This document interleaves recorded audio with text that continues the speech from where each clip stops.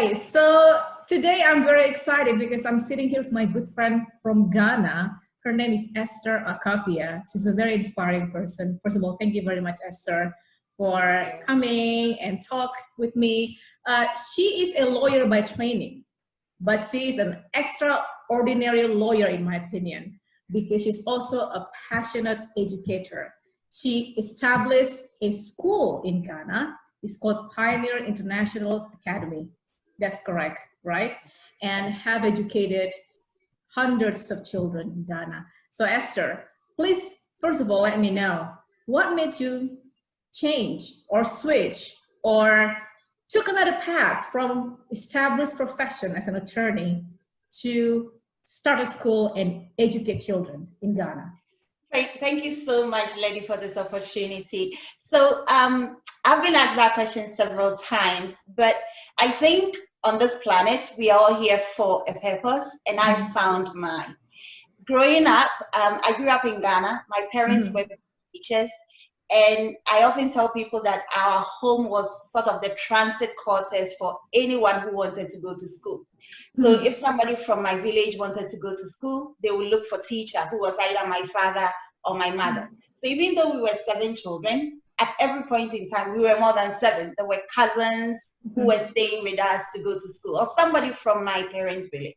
So I think that sort of gave me this impression that education was important, maybe subconsciously.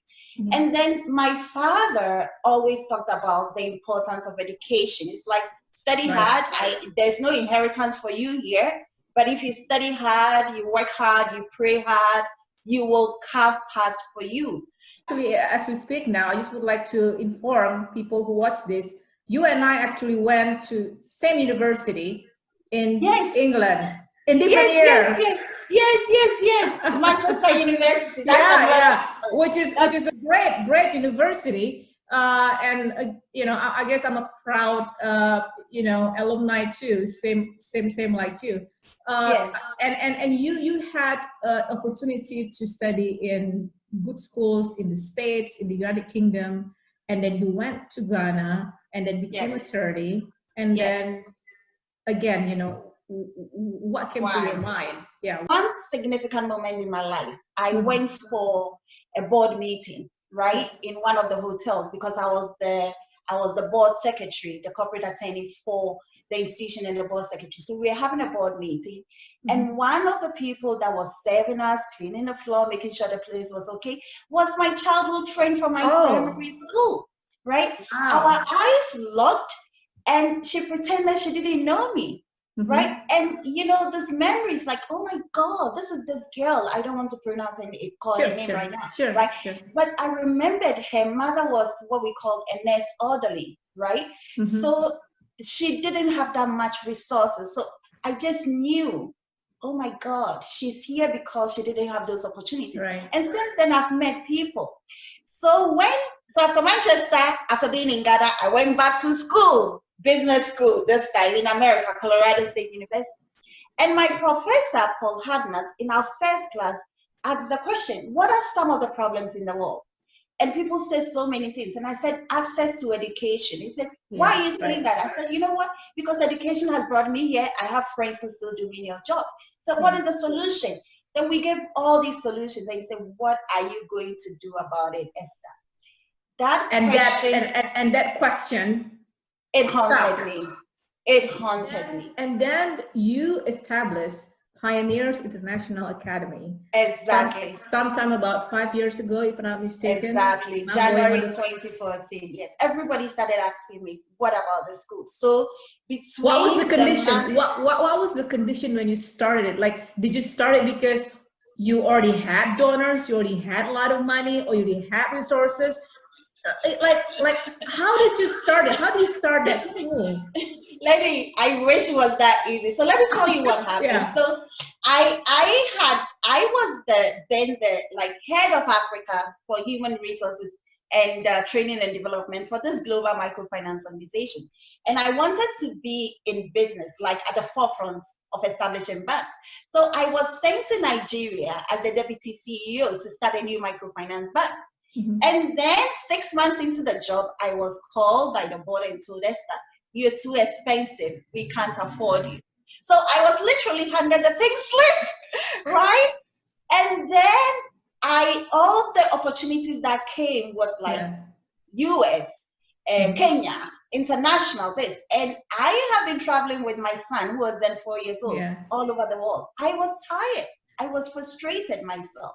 And then when I got to Ghana, and everybody was like, Esther, but you said you were going to do the school. What about the school? What about the school? Right. So it was in a moment of pain, right? It was in a moment of pain that, oh, this corporate world, I'm leaving this corporate world. But it was in a moment of pain that I realized, Esther, you can do more, and you can do it even in that painful environment. So I got to Ghana in September, and in January, I had established Pioneers.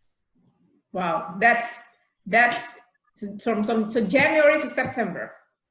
Not from September to January. Oh, sorry, September to January. Sorry. Yes, I got to Ghana in September of 2015.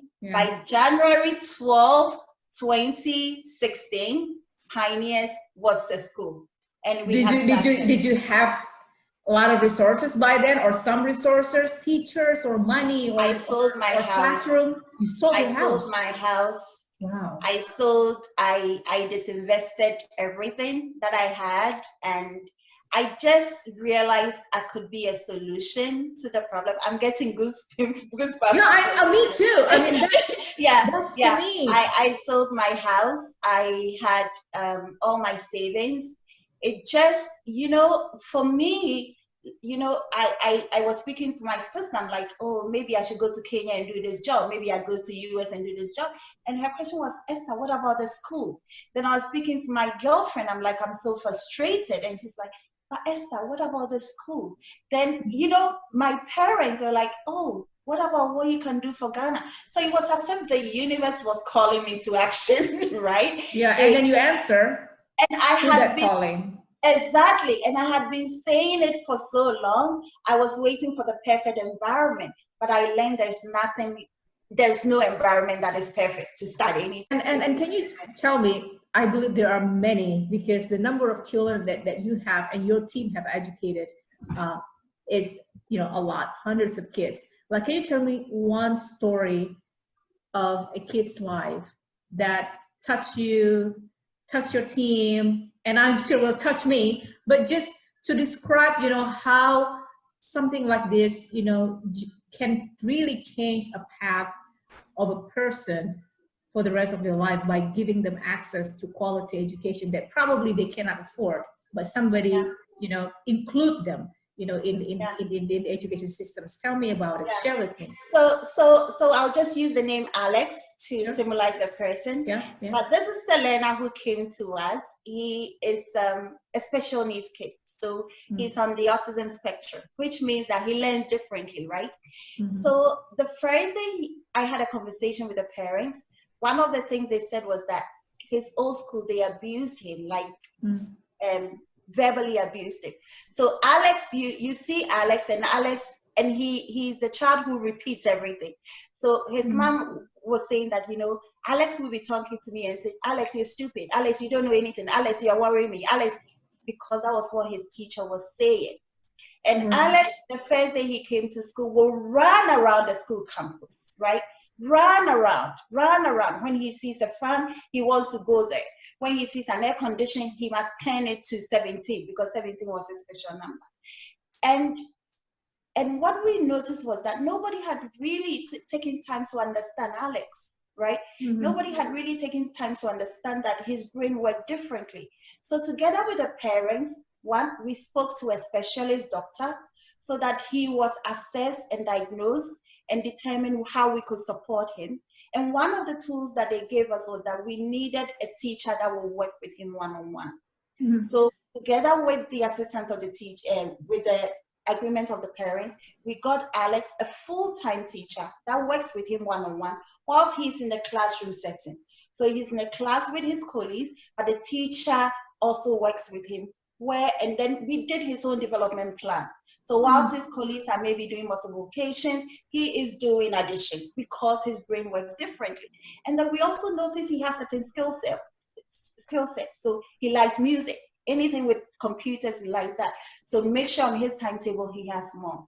Now here's a story that, you know, makes me like so excited. One, we did a spelling bee competition. That child that everybody said was stupid was the second person in the spelling bee competition. You know why? Wow. Because he memorized things. He's smart. Oh. Time, right?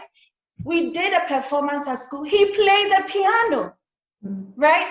And he doesn't run around, right? It's like he's mature. He's found himself. He's happy. He's taught all of us how we can overcome our difficulties. This is a great morning for me, or noon for me, you know, talking to you. This is so inspiring. By the way, if people would like to know more about Pioneers International Academy, is there any website or any social media account that you would like to share with us? Yes. So you go to www.pioneers-edu.com or Google us Pioneers International Academy Ghana. You'll find us. You'll find me on LinkedIn, Esther Awovi Akafia. You'll find me. Just Google the name, Esther Awovi Akafia Ghana, and you see all the work that we do. We're also constantly looking for money to expand our work. So contact us on our website. You can donate to us. We're looking for ways that individuals can partner with us to spread the message of education. And now with COVID-19, technology is being used to spread education. So if you have ideas on how we can reach more through technology, reach out to us. www.pioneers-edu.com. Esther Awovi Akafia on LinkedIn. Thank you for this opportunity, Ledy. Thank you, Esther. Thank you, Esther. I'm so proud of your work, and I hope one day I can visit Ghana, and I will when this pandemic is over, and I would like to visit your school. I want to visit your school and meet this incredible kids, you know, in Pioneers. Thank you so much, Esther. Thank you. And please stay healthy. Take care. Say hi to your son from me. Thank you. Thank you later soon. All right. Take care. Bye-bye. Bye.